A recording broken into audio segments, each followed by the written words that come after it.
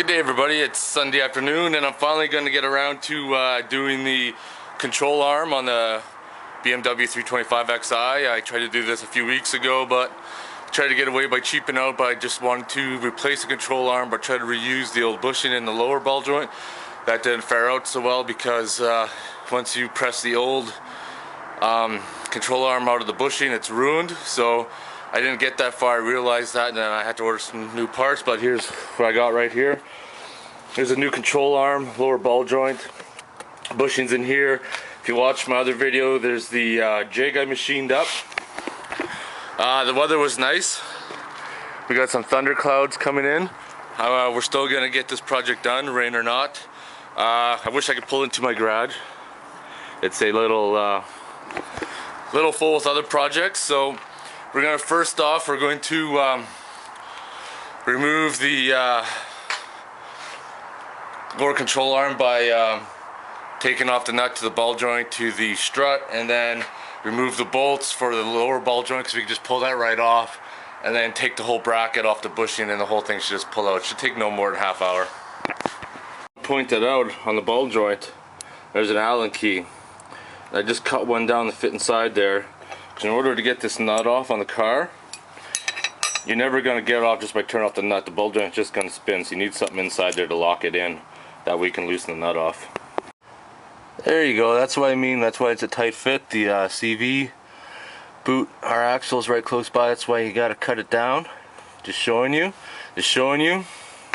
Now it's not going to separate on its own, so you got to use this tie rod splitter or ball joint splitter, whatever you want to call it, and you just jam it between the ball joint and the control arm and just give it a whack with a hammer and it comes undone.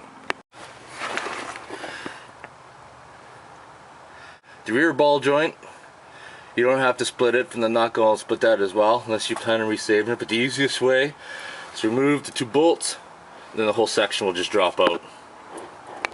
Two bolts are out, they're fairly long. Go underneath, rip boot, just hanging now. Now we got to remove the rear section.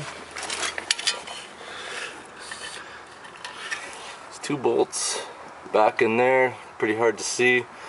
You got to pull them out and then this bracket can just pop out of place. So here it is, here the control arms all out one piece, lower ball joints attached. This is the bushing. We're gonna get my press out and press that bushing out. That's gonna be the first thing we're gonna do. And you can kind of see how it's lined up. There's a dot there lined up. So I'm gonna get a puller, see if I can just pull that bushing right off first, and then put this in my jig and grab my press and press it out. There it is there. I just use that to press it off the control arm, and now I'm going to grab my jig. See, this is going to work perfect to press that through. So at this point here, before you press it out, you want to measure your depth of where it's sitting. You want the new one to be put in the same way, and make sure the orientation's the same. My new one doesn't have marks, but there's a tab right there. So we're just going to go ahead and see if we could press this bushing out. It's a pretty hard go at first, but now it's just going through. I wasn't sure if I was actually going to be able to press it out because this jack is such a short length and it was bottoming out, and I thought that was kind of go, but then I had to use some more spacers and fuck, away she went. Here we got the new bushing pressed in. It's lined up. The P's lined up at the middle of there, and that line over there kind of lines up just pretty much center. I measured my distance, so it's the exact same spot as the old one was. Personally, this jig worked perfect, and I don't think this job could have been done without a press. This is a 12-ton press, and even with a 12-ton press, there were some sections that I didn't even think myself I was going to be able to get it out. But I used some spray lube to help lubricate it as it came out, and it did come out. So now the bushing is back in place. Now we're going to put the bushing in first and then start connecting the rest of the A-arm, and then we should be out of here within half hour, I'm hoping. Just want to show you this ball joint, this little pin here. This brand new ball joint had that pin put in wrong from the factory. Somebody wasn't paying attention, so I had to press it out, flip it around, and put it back in. So before you start doing stuff, just note to self to always check over all your things, make sure everything's put together right. We're ready to put the control arm on. In order to get it into that bushing, you need some soap and water. You don't want to use grease because you want something that's going to dry so that this pin sticks on the bushing. So we're going to soap and water everything up. Push this in, hopefully go in easy. Bolt the ball joint up, bolt the front up, and then get her done. Let's get her done. We're almost finished. So I couldn't push it in, so I took it out, pounded it in. It's still wet, so I gotta move fast, get it put together before it starts to dry, and then you won't be able to spin the rubber anymore. I just want to share this part with you just because I struggled with it. You gotta make sure, when you get your bushing put on, that bracket sits flat in there first. You kind of want to tighten it up and not super tight it. And then on the ball joint here, try to get down where you can possibly see it.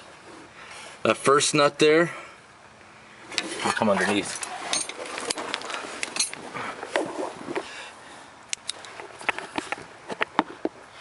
This first one in, you want to get that one in first. And you want to use a line-up bar to hold the ball joint up and then tighten it up. I mean, I'm doing it all in one unit. You could just easily put the ball joint in first and then put the A-arm in, but I put it in all in one unit. But that's why I'm doing it. I'm just going to tighten up these bolts, put that piece back in, then we're ready to put the tire back on. So here we are, get steering knuckle back on, ball joint underneath, bolted up.